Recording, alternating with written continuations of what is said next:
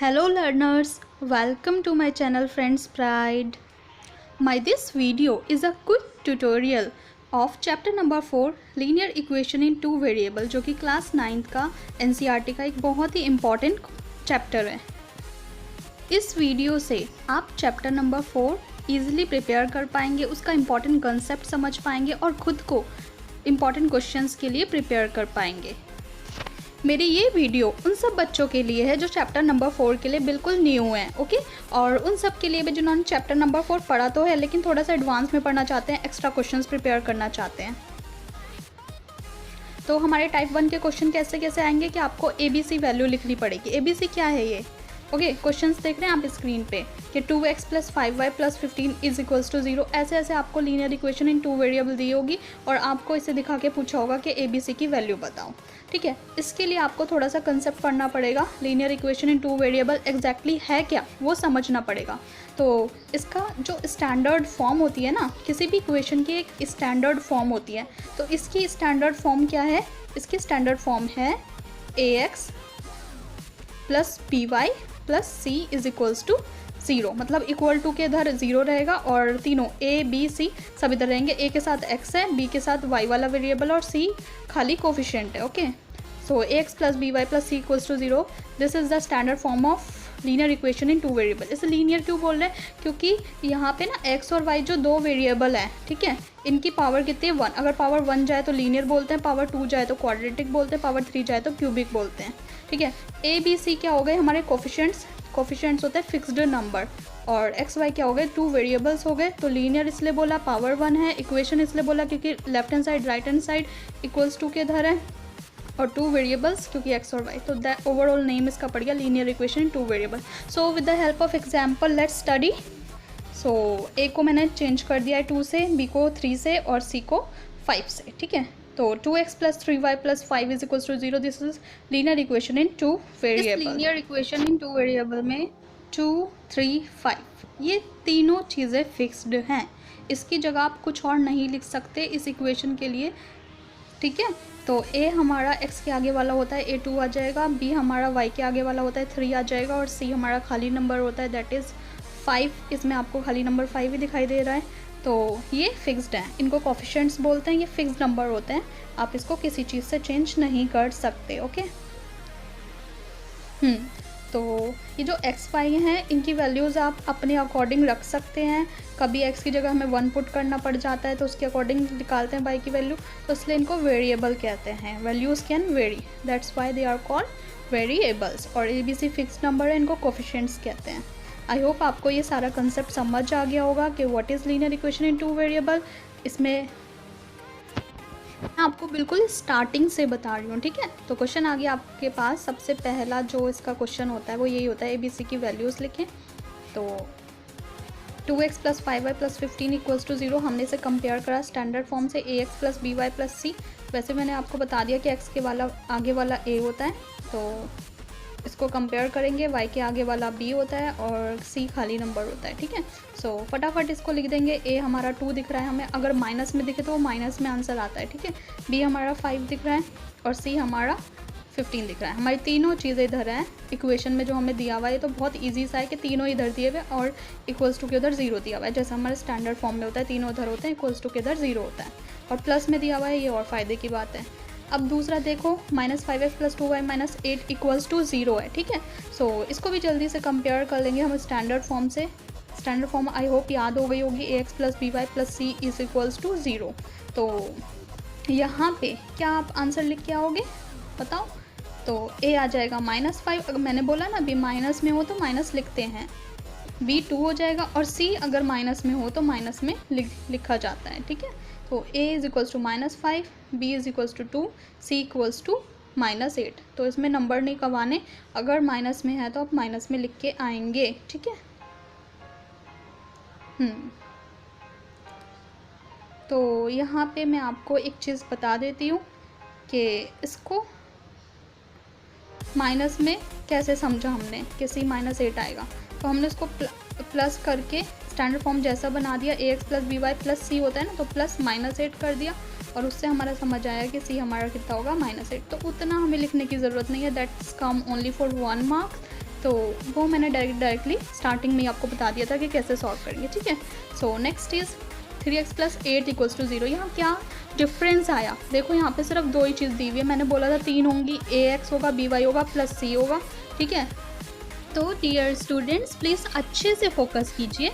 इसमें आपको क्या करना है, जो नहीं दिया हुआ ना, आपको y वाला नहीं दिया हुआ है, तो आप उसको क्या लिख देंगे, 0y।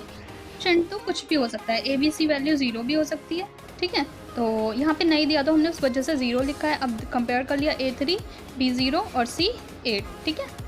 तो घबराने की बात नहीं है, इसको हम इजीली कर सकते हैं। अगर आपको y वाला नहीं दिया हुआ है तो y जो b होगा वो क्या होगा, 0, बट वेरिएबल y ही है, ठीक है। ओके, नेक्स्ट करते हैं 4th पार्ट, 2x - 2 = 0। फिर से इसमें y वाला नहीं दिया हुआ है, again you have to repeat the same steps, ठीक है। तो आपको क्या करना है, y वाला नहीं दिया हुआ है तो उसको +0y कर देंगे, ठीक है। बाकी c वाले की जगह -2 लिख दिया, a वाले की जगह 2x, a2 हो गया, b 0 हो गया, c -2 हो गया। तो अच्छे से आंसर आपको दे के आना है कि आपको y वाला नहीं दिया हुआ है तो कितना हो गया, 0, ठीक है। सो नेक्स्ट करते हैं 5th पार्ट जल्दी से। एक मिनट हार्डली लग रहा है इसमें, जल्दी से आधा मिनट लग रहा है। हाँ, तो 7x - 3y क्या नहीं दिया, जल्दी से बताओ। c वाला नहीं दिया, खाली नंबर, बाकी सब दिया है, x वाला भी दिया है, y वाला भी दिया है, तो उसकी जगह हम खाली 0 लिखेंगे, क्योंकि c खाली कोफिशिएंट होता है ना, तो उसके आगे x y लगाने की ज़रूरत नहीं है, उसको खाली 0 लिखना, ठीक है। A7 B - 3 और c 0। तो हमने उसको स्टैंडर्ड फॉर्म में चेंज करने के लिए क्या करा, 7x - 3y + 0 = 0, ठीक है। 6th पार्ट करते हैं फटाफट, 2x + 6y = 5, ठीक है।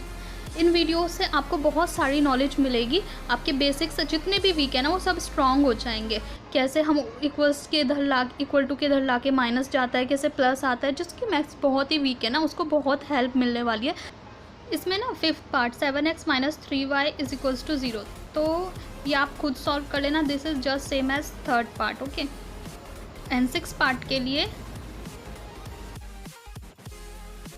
6th पार्ट का आंसर मैंने दे दिया है आपको, ठीक है। उसको स्टैंडर्ड फॉर्म में कन्वर्ट करा, तो ऐसे ही आप घर बैठे चैप्टर नंबर 4 सीख पाएंगे, ठीक है।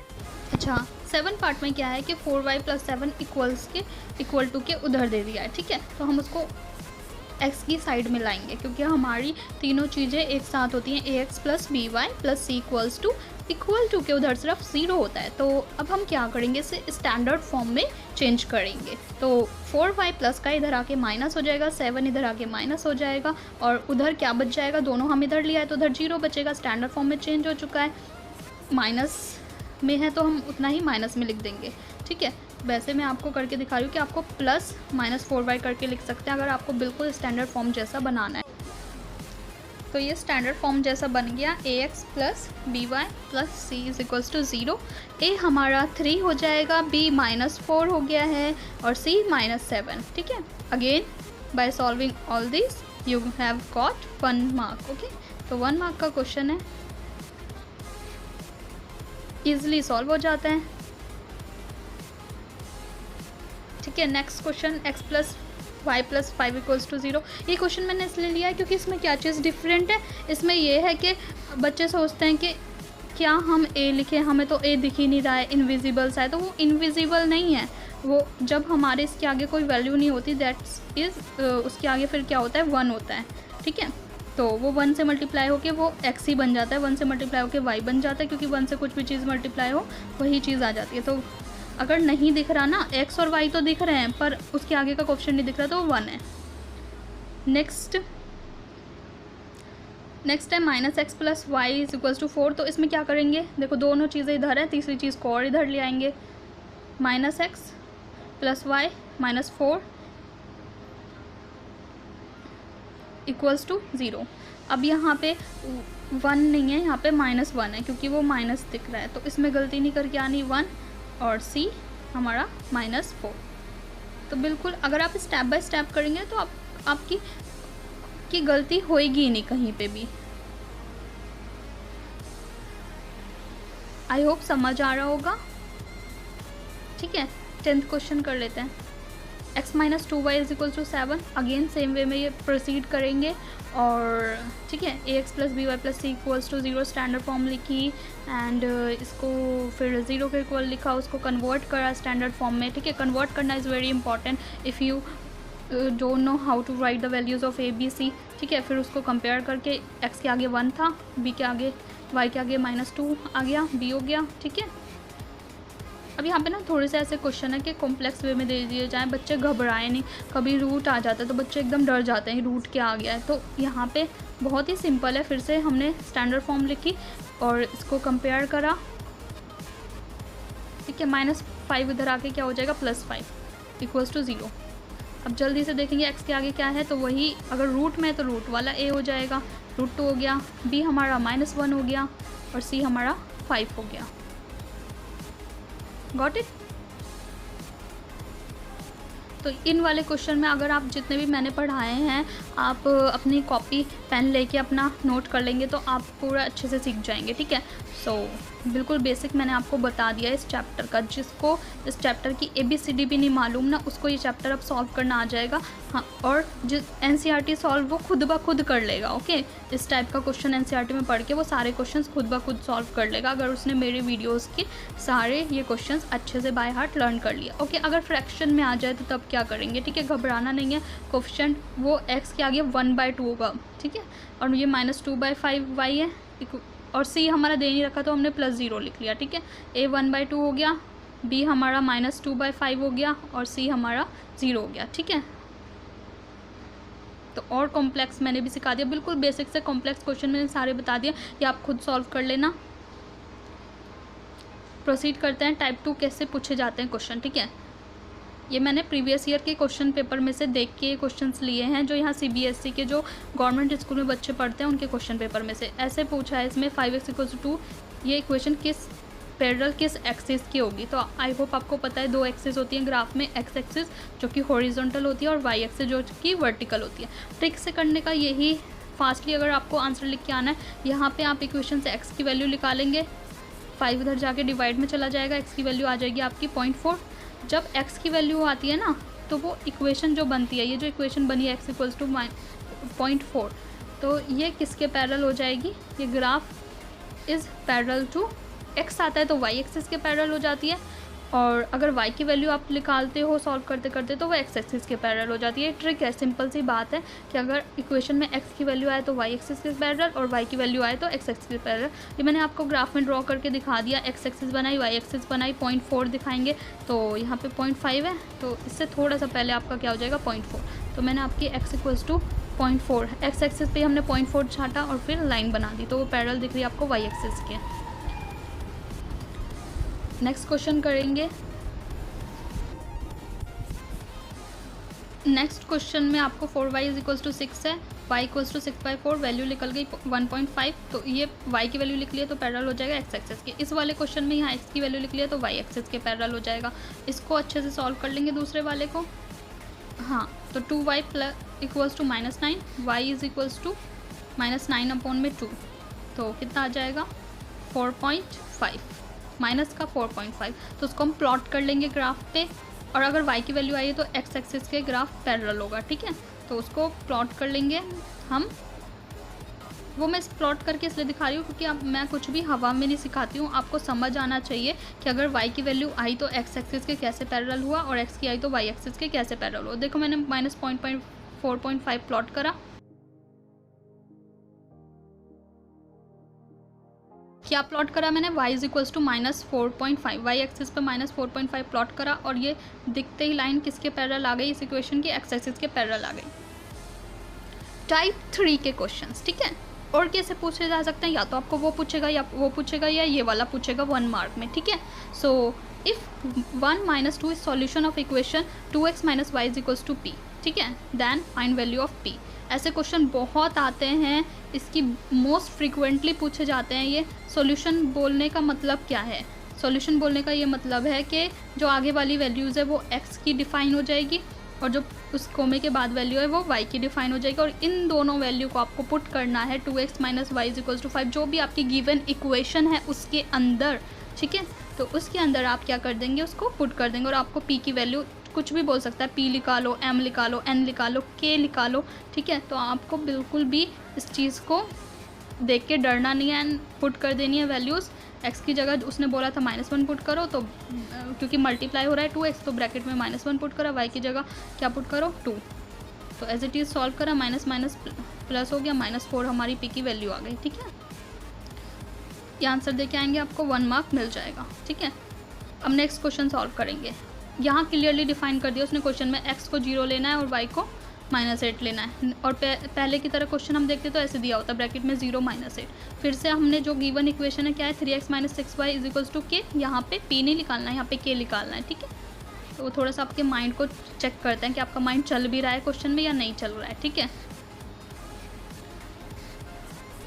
k की वैल्यू निकालनी है, ठीक है।